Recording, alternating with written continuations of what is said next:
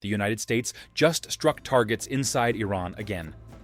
Iran responded by launching attacks against multiple American bases across the Middle East. An American Apache helicopter lies at the center of this escalation. And now, one of the world's most important waterways, the Strait of Hormuz, sits on the edge of becoming a battlefield. This is no longer just another exchange of threats between Washington and Tehran. The latest confrontation has exposed a dangerous reality. Neither side wants a full-scale war, but both sides keep taking actions that make one more likely.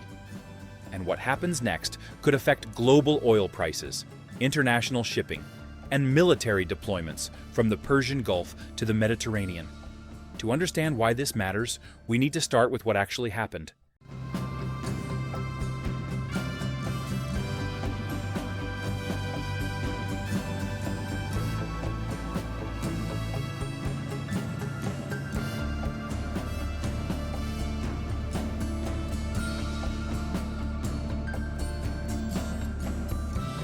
According to US Central Command, an American Apache helicopter was conducting patrol operations near the Strait of Hormuz when it was brought down on Monday. US officials say an Iranian drone was involved in the incident, although they have not publicly confirmed whether the attack was deliberate. Both American crew members survived and were reportedly rescued using an unmanned US Sea drone. Washington viewed the incident as a direct challenge. Within hours, U.S. fighter aircraft launched strikes against Iranian military infrastructure. The targets included air defense systems, surveillance radar sites, and ground control stations near the Strait of Hormuz. Iran says the attacks hit locations in Jask, Sirik, and Qeshm Island, causing damage to communications infrastructure and water facilities. Iran quickly retaliated. The Islamic Revolutionary Guard Corps announced attacks against 21 targets associated with U.S. military facilities across the region. Bahrain reported air raid alerts. Jordan also faced incoming threats. Kuwait said its air defenses intercepted attacks as well. So, what does this escalation actually tell us? The first revelation is that the Strait of Hormuz has become the center of gravity in this confrontation. Most people know the Strait of Hormuz as a narrow waterway between Iran and Oman. What many do not realize is that roughly 1/5 of the world's oil trade passes through this corridor. Every day, millions of barrels of crude oil move through a shipping lane that, at its narrowest point, is only a few dozen kilometers wide. For years, Iran has treated the strait as its most powerful strategic lever. Tehran cannot match the United States aircraft for aircraft or ship for ship. Instead, it uses geography. Any disruption to shipping traffic immediately affects energy markets and raises costs worldwide. The downing of an Apache helicopter near this critical choke point carries symbolic and strategic significance. It signals that Iran can threaten military operations in an area the United States considers essential to freedom of navigation. Washington's response shows that it intends to preserve military access and deterrence in the Gulf. But the significance of Hormuz goes beyond military prestige. The waterway connects the economies of Asia, Europe, and the Middle East. Any prolonged instability here quickly becomes a global problem. And that brings us to the second revelation. This confrontation reveals that both countries are now operating inside a dangerous escalation cycle. Neither Washington nor Tehran appears eager for a direct war. President Donald Trump continues to talk publicly about negotiations and a possible agreement with Iran. Iranian officials continue to say they prefer diplomacy, yet both sides keep responding militarily to each other's actions. The sequence matters. An Apache helicopter goes down. The United States strikes Iranian military sites. Iran retaliates against U.S. regional bases.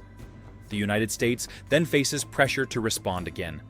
Each side describes its actions as defensive. Each side insists it is restoring deterrence. Yet every new response creates incentives for another counter-response. This pattern has defined U.S.-Iran relations for years. Neither government wants to appear weak. Neither government wants to absorb military losses without retaliation. As a result, tactical decisions begin driving strategic outcomes.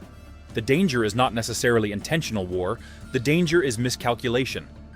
Iranian Foreign Minister Abbas Araghchi warned that foreign military forces operating near Iran face constant risks from accidents, human error, or being caught in crossfire.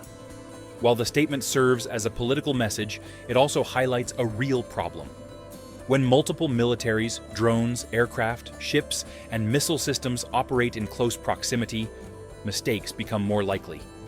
And one mistake could transform a limited confrontation into something much larger, which leads directly to the third revelation.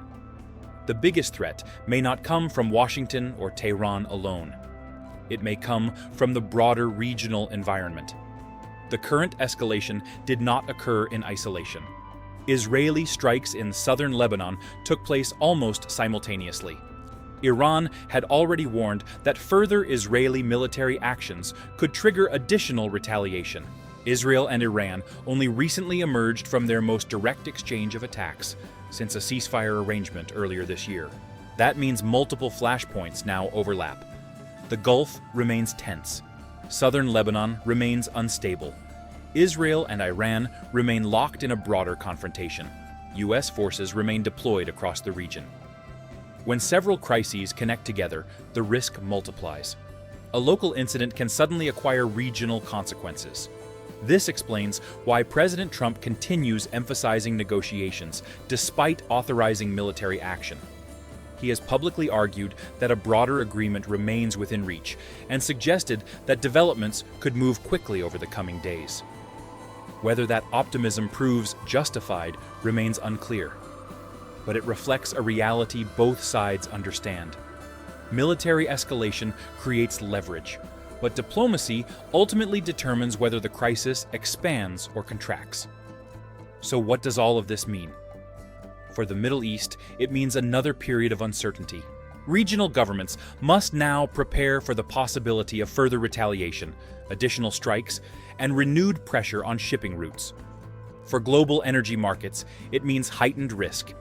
Even if oil shipments continue uninterrupted, traders price risk into the market. Insurance costs rise, shipping costs rise, energy prices become more volatile. For major powers such as China, India, Japan, and European countries, the situation matters because all rely heavily on energy flows connected to the Gulf. A disruption in Hormuz would not remain a regional issue for long. And for ordinary viewers, the consequences could appear in places far from the Middle East. Higher fuel prices, increased shipping costs, and economic uncertainty often begin with geopolitical events that seem distant at first. The most important takeaway is simple. Wars do not always start because leaders choose them. Sometimes they emerge because every side believes it can manage escalation until it can't.